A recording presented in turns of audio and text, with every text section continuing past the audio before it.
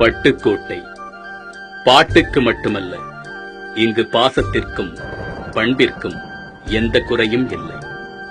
70,000 மக்கள் தொகை கொண்ட இந்நகரம் 21 கிலோமீட்டர் பரப்பளவில் கம்பீரமாக காட்சியளிக்கின்றது.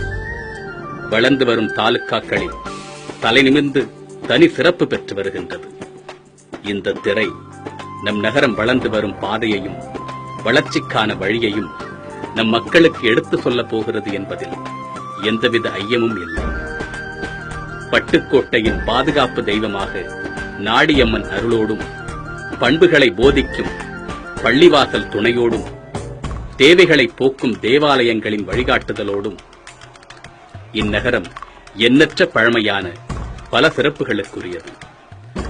அனைத்து பகுதிகளிலும் மழைநீர் வடிகால், மண் சாலைகளே இல்லாத அளவிற்கு சிமெண்ட் சாலைகள், தார் சாலைகள், நகராட்சி பள்ளிகளில் தரம் உயர்வு, சுகாதாரத்தில் நவீன மேம்பாடு, 5 லட்சம் கொள்ளளவு கொண்ட மேல்நிலை நீர்த்தேக்க தொட்டி, அதிநவீன மின்சார சுடுகாடு, அனைத்து தெருக்களுக்கும் பெயர் பலகை, நாடியம்மன் கோயில், காசாங்குளம் பகுதியில் நடைமேடை, பழமை வாய்ந்த அண்ணா அரங்கத்திற்கு புதிய கட்டிடம், நவீன கட்டிட அமைப்புடன் கூடிய கட்டணமில்லா பேருந்து நிலைய கழிப்பிடம்,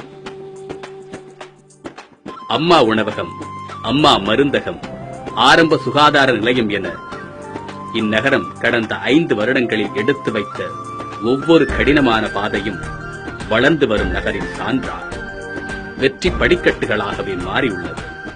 புதிய பேருந்து நிலையம், பாதாள சாக்கடை, அடுக்குமாடி குடியிருப்பு, திருமண மண்டபம், மிகப்பெரிய வணிக வளாகம், யாத்ரிகர்கள் தங்கும் விடுதி, அழகிய பூங்காக்கள் என வளர்ச்சிக்கான வழிகளாக இன்னும் எண்ணற்ற பல திட்டங்கள் நகரின் வளர்ச்சிக்காக காத்திருக்கின்றது. மாண்புமிகு தமிழக முதல்வர் அவர்களுக்கும், பட்டுக்கோட்டைக்கு இன்று தமிழகத்தில் சிறந்த நகராட்சிக்கான முதலிடத்தை பெற்றுத்தர அயராது பாடுபட்ட நகரமன்ற தலைவர் அவர்களுக்கும், ஆணையர் அவர்களுக்கும் மனமார்ந்த நன்றிகளை தெரிவித்துக் கொண்டு, நாமும் பட்டுக்கோட்டையில் பிறந்தோம் என்ற பெருமையோடு வாழும் எம் மதிப்பிற்குரிய பட்டுக்கோட்டை மக்களுக்கு இந்த தொகுப்பு சமர்ப்பணம்.